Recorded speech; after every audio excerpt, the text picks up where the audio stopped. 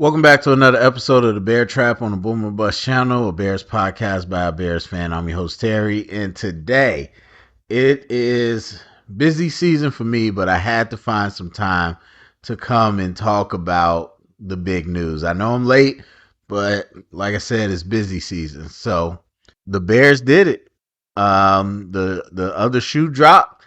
My prediction, just based on what I was seeing or whatever, was that they were going to trade it within the next 10 days. I said that a little bit ago, and they came within those 10 days. The part that people have to realize is that free agency changes a lot of draft plans, especially if you got the number one pick and don't need a quarterback or there's no standout prospect. So the Bears being able to make this trade before the draft is advantageous to them more so than anybody. So don't think it was a favor done. I don't even necessarily think it was a deal that blew them out of the water, but I do think this is a function of a philosophical decision to say, hey, let's get this trade done so that we got time to prepare in the draft, but we also can hit free agency pretty hard while we still know what we're working with. And again, that's true for the Panthers too, but I think that's one big factor is that it was just smart to do it this way, especially when you got multiple bidders, which is what the reports are. So anyway, we trade the 1 and get the 9, move back 8 spots, still top 10. Obviously, those two don't really match. They're not supposed to.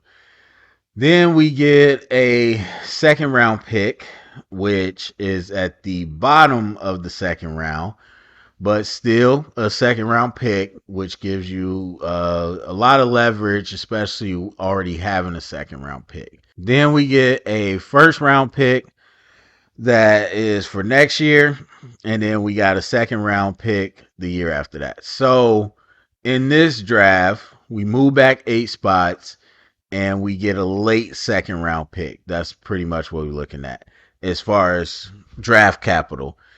And then we add another first round pick next year, and then a second round pick the year after that. Then, of course, you bring in a veteran, DJ Moore. Sure, his contract situation is going to come up at some point, but you got a guy who is an interesting player. I mean, you know me. If you listen to me, I'll be the first to tell you, like, you can't just look at somebody's production and call it what it is. You got to look at the context, and the fact of the matter is, you had DJ Moore, his whole career really with bumpy quarterback play, but this last year especially. And so you can't really sit here and say he's not that guy because of him. But we don't know. And I don't think DJ Moore is bad or anything, but as far as talking about a number one true bona fide receiver in terms of what I've been talking about that we need to add, I don't know, especially when you look at them with Mooney, and I feel like they provide some similar skill sets. Now, it doesn't hurt to have players with similar skill sets. If you go 4 receivers, it's not expected that every receiver does something different. So you can have guys with similar skill sets, and speed is always cool. So there's that, but when in terms of how does that fit with the presumably top 3 receivers, Moore, Mooney, and Claypool, I'm not sure. I'm not sure. And yeah, there's a lot of ways you can do things, but a natural fit, a natural flow, I'm not sure exactly how that looks, but he brings attention. That's that. I mean, we've heard and seen games where number one receivers might not even put up big numbers, but they impacted the game. So he's going to bring some attention for the defense to look at. So all in all, people, talk about how they feel about it, and I mean, I don't know the numbers. Some people acting like it's a historic haul and all that, but overall, I would say it's a really good haul. It's a really good haul. Do I think it's historic? I don't know. I don't know. I think again, I don't know the trades off the top of my head, but I think I could think of other trades, especially circumstances where it might be a little different. Now, the part that makes this so tricky is DJ Moore. Again, he, for what he's done so far, for the skill set he has and abilities he has, I still don't feel that people look at him and say that's a no doubter. I don't feel that way. Obviously, I don't know, let's say Colts. Everybody say DeForest Buckner.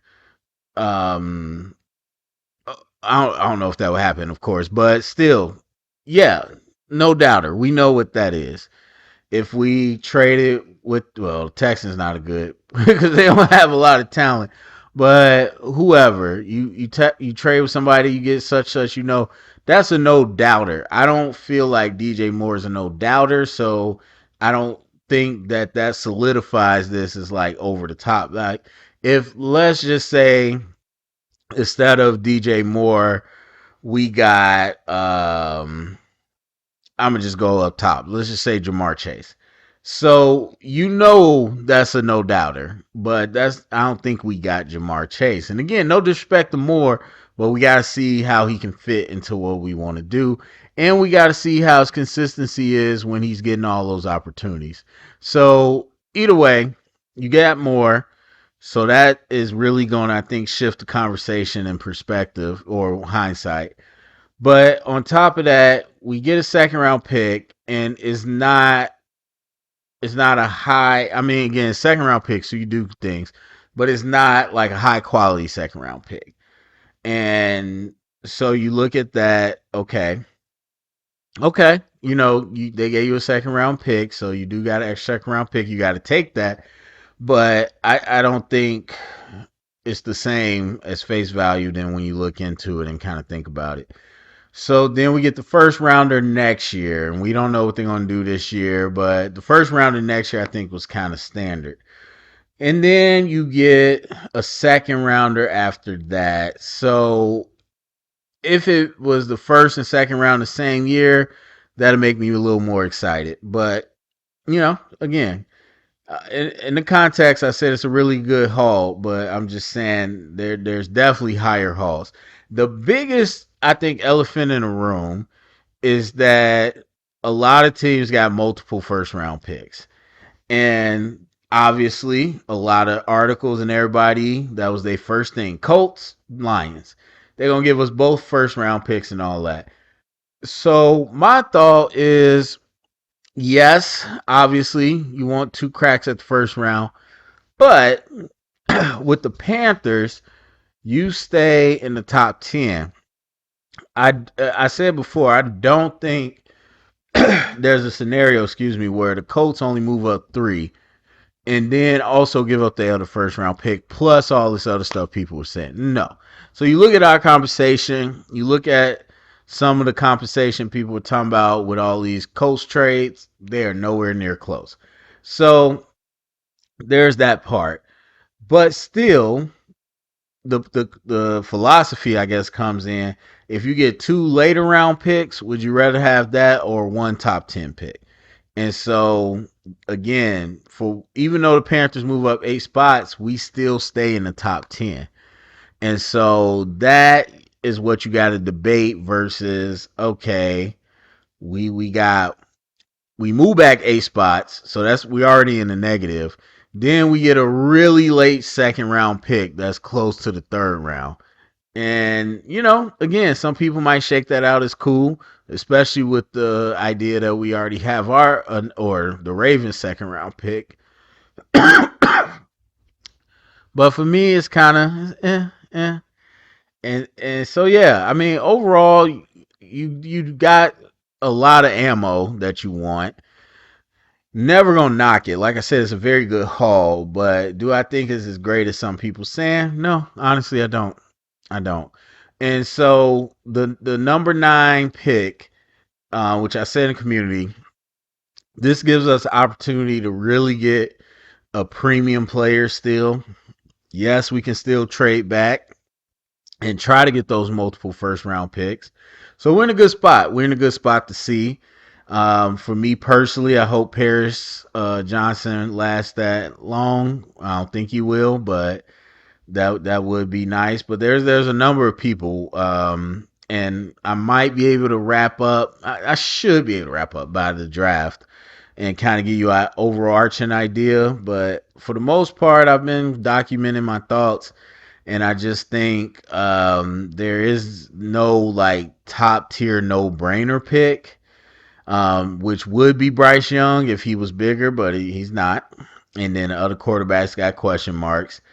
So there's no brainer pick on either side of the ball. But at the same time, there's got to be someone drafted there. So we got the Willie Andersons, we got the Jalen Carters, we got the Tyree Wilson for whatever reason. So you got people being put, a lot of good prospects being pushed up. But I don't think a lot of these guys are as good as they say. And there's other guys that I like that aren't getting as much hype. So I think we're going to be in position to get a really good player at 9. And then, yeah, we got the extra ammo this year, plus our picks. Yeah, would have been nice to have our second round pick, but I think we're in a good spot. So again, very good haul. Can't knock that at all. And then the last thing I'll say, a lot of people talk about this giving us a alley to see how Justin Fields does, and then go into the next draft if we need to and look at that quarterbacks. I haven't seen those quarterbacks. A lot of people keep saying great things, and these are really good quarterbacks right now that I think are getting underrated.